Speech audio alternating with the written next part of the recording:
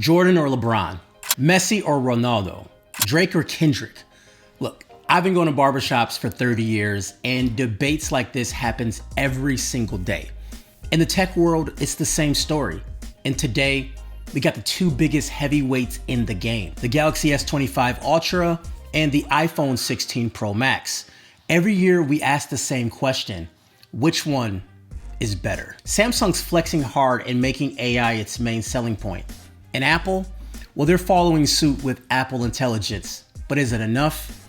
I've been testing both of these phones, pushing them to the limits in everyday comparisons. Today's video, I'm gonna give you the real unfiltered opinion and tell you how I feel. The way the video works, we're breaking this down into key categories. And at the end of each section, I'll drop a ninja point. At the end of the video, we'll tally them all up to see which phone actually comes out on top. Let's start with design. The Galaxy S25 Ultra features a redesigned, rounded titanium frame, which looks really good. But let's be real, many folks are saying it's way too similar to the S24, and some are saying the S23 as well. Meanwhile, the iPhone 16 Pro Max sticks with its flat titanium design, and guess what? It's getting the same criticism from looking just like the last two generations as well. Although these phones do look like previous generations, they have made some refinements and they have thinner bezels than their predecessors, and now they feature larger 6.9-inch displays. The Galaxy S25 Ultra includes an integrated S Pen, something that the iPhone 16 Pro Max does not have. Apple introduced a new camera control button on the iPhone 16 Pro Max, allowing you to interact with the camera and make settings and adjustments without touching the screen. It also keeps the action button, which I've got to set to launch a whole panel of shortcuts, which is very useful to me. The S24 Ultra has a customizable side button that's shared with the power button. And similar to the iPhone, this is a double press or a hold command, but there is not equivalent to the camera control button on the phone. When it comes to size, the Galaxy S25 Ultra is shorter, thinner, and lighter than the iPhone 16 Pro Max. S25 Ultra has an in-display fingerprint scanner, while the iPhone 16 sticks with the Face ID. The S25 Ultra also has Face to Unlock, but is not secure as Face ID, and it also does not work in complete darkness. So you can use the Face to Unlock, but I end up using the fingerprint because it's just more reliable. The iPhone keeps its dynamic island, while the S25 Ultra rocks the hole punch camera, which visually looks a lot cleaner. The 16 Pro Max has curved frame edges, but the display, as I said before, is completely flat. S25 Ultra has a flatter frame, and for the first time, the screen is also completely flat too, so they're pretty much the same there. Now for design, I will give the ninja point to the S25 Ultra. That hole punch and also the feel in the hand is better than the iPhone for me.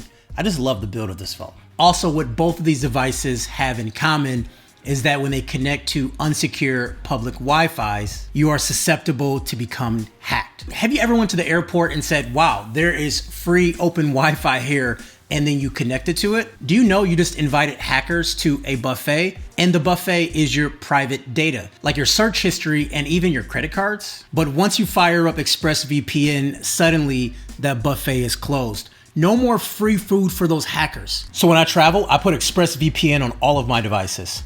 And here's how it works. ExpressVPN creates a secure encrypted tunnel between your phone and the internet, blocking anyone from snooping on your activity, whether it's hackers, your internet provider, or nosy advertisers trying to track your every click. ExpressVPN encrypts your connection, making your data unreadable. This makes advertisers upset because your data is actually yours. Look, whether you're team iPhone or team Galaxy, I am team keep my data safe. Find out how you can get up to 4 months free by using my link down below or scanning the QR code.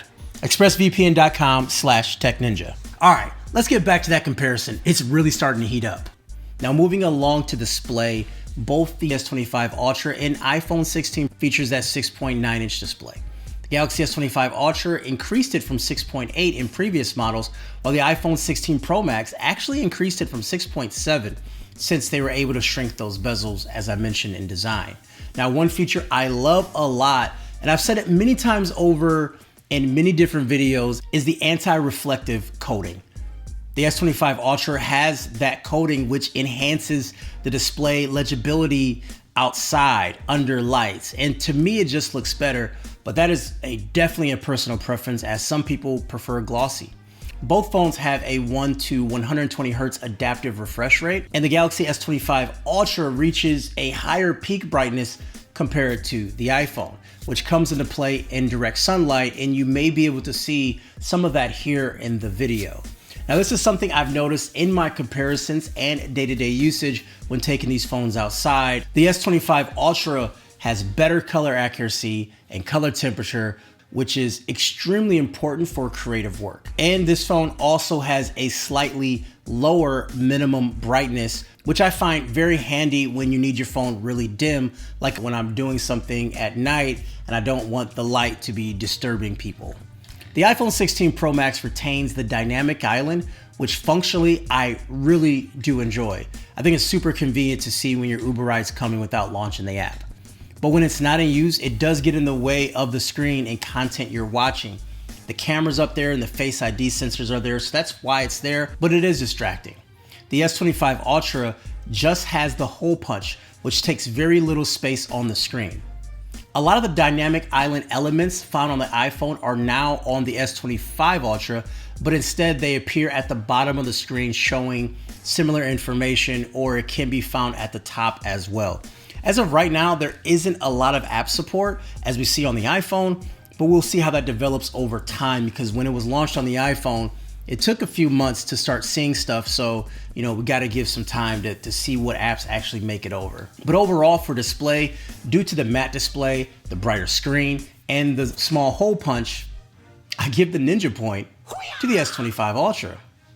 Apple does not typically give a lot of information on their actual hardware, so this section is tough to do a true one-to-one comparison when we talk about hardware. The Galaxy S25 features the Qualcomm Snapdragon 8 Elite for Galaxy, the first 3nm chip on a Galaxy phone. The iPhone 16 Pro Max has the Apple A18 Pro, which is also a 3nm chip. The S25 includes 12 GB of RAM, where the iPhone has 8 GB of RAM. This is no shocker, as we know that the iPhone doesn't have a lot of RAM typically, and multitasking is a bit stuck in the past compared to what the Galaxy can do with true window-in-window multitasking. The iPhone is just switching back and forth between apps, and those apps do pause in the background after some time, which really isn't multitasking in my opinion. For playing high-end games like PUBG, I didn't notice much of a difference in performance, but I will say in areas with a lot of action, I do feel that the Galaxy retained its same frames per second. However, Apple does perform great with their own games that are designed for Apple directly via Apple Arcade. I do feel like if devs put the same love into making games for Galaxy, they would perform just as well. But Apple does have the edge there, as they're getting AAA titles on their devices and they perform extremely well. But when you see a game that is designed for Galaxy, you can see that same performance. Now, in day-to-day performance, due to transition speeds, the S25 Ultra feels snappier when launching apps and even scrolling at times. The iPhone doesn't feel sluggish, but it doesn't feel like fast, right? This isn't a knock on the iPhone at all, because I use the iPhone daily and I don't say, man, this phone is slow, but it's just a testament on how well the S25 Ultra runs, because I feel like this phone is fast when I'm using it. So when it comes to performance, the Ninja point goes to the S25 Ultra again. So moving right over to cameras, there is a whole lot to talk about. Now, there are plenty of camera comparison videos out there, so I won't bore you with the deep technical details. So both phones feature a triple camera setup. They both have a high megapixel main sensor, and the iPhone is at 48 megapixels and the S25 Ultra is at 200 megapixels. The iPhone does lag behind when it comes to telephoto lenses, featuring only a 5x optical zoom at only 12 megapixel, whereas the S25 Ultra has two telephoto lenses, one at 50 megapixel with 5x optic and another at 10 megapixel with 3x optic. I will say the S25 Ultra zoom is very usable up to 30x, but past that it does lose quality pretty fast. However, the 100x zoom is better than last year's due to more AI enhancement, and you can get some okay shots. Nothing that I'll print out, but having that zoom is really cool. The iPhone's 25x zoom looks solid, but it doesn't quite match what Galaxy is doing at 30x. But all those specs only tell half the story. So the S25 Ultra has the better main camera with better exposure and dynamic range. Now both phones deliver realistic colors, but Samsung gives you a little bit of extra saturation by default. But if you want that same effect on the iPhone, you can tweak it in the filters, so that's a non-issue. It's not a better quality thing, I like how it looks out of the camera better. But I do think the S25 still produces higher detailed images in my testing. In low light, both phones are very similar in detail and color, but the iPhone 16 Pro Max does a slightly better job at lifting shadows.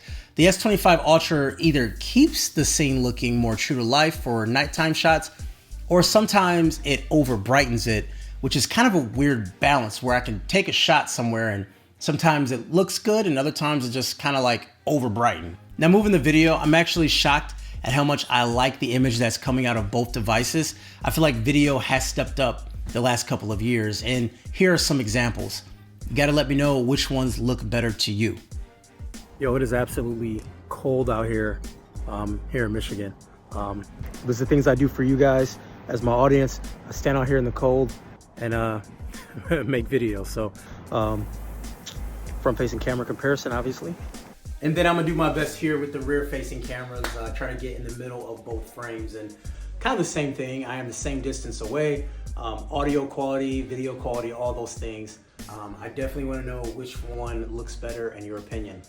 For me, the iPhone still does better video, but the S25 Ultra is not far behind at all. Overall, for cameras, I'm gonna call it a tie. Samsung zoom lenses are the star of the show, but when it comes to video, the iPhone still holds the edge in overall image quality and also the microphone, so it's really hard to pick one. Coming down the home stretch, let's talk about battery. The S25 Ultra packs a 5,000 milliamp battery, while the iPhone 16 Pro Max has a 4,685 milliamp battery. What a weird number. But this is the biggest we've seen in an iPhone. But as always, optimization plays a huge role here. The iPhone holds its own against the S25 Ultra when it comes to battery life. But in my testing, it just depends on what you're doing. You know, for everyday usage like browsing, texting, watching video, the iPhone actually lasts longer than the S25 Ultra. But when it comes to heavier tasks like gaming or editing video, the iPhone's battery dropped fast, while the S25 Ultra held up a lot better. At the end of the day, I just need my phone to last the whole day without needing a recharge, and both these phones can absolutely do that. Some days the iPhone wins, other days the S25 Ultra wins. So it's a tie here. But we do have a tiebreaker in the battery department, and that's charging speeds and extra battery features. S25 Ultra charges at 45 watt wired and 15 watt wireless, while the iPhone supports up to 20 watt wired charging and 25 watt via MagSafe or Qi 2. That means the S25 Ultra goes from 0 to 100 in about 70 minutes, while the iPhone takes about an hour and 40 minutes, which is a pretty big difference. The S25 Ultra also has reverse wireless charging, so you can top off those Galaxy Buds or smartwatch straight from the phone. Now speaking of the wearables, I will say Samsung's Galaxy Watch Ultra and the Buds are very solid now. Right up there with what Apple offers, so you're not missing out if you are going to join the Samsung ecosystem. So we gotta give another ninja point to the S25 Ultra. On the AI side of things, Apple Intelligence is still not fully out yet. It's been a slower rollout than expected, with many of the main features that should have been amazing actually are not here, whereas Samsung is actually doing what it said it will do. So it's a big ninja point for Samsung for their AI features that are actually out. So when we tally it up, it is nearly a clean sweep for the S25 Ultra over the iPhone with just one tie. I'm not saying the S25 Ultra is the best phone for all people, but when comparing the phones head to head, it's a lot better than the iPhone, and it's been that way for a long time. Anyways, what are your thoughts? Drop a comment down below and let me know where you stand. Let's get this debate going.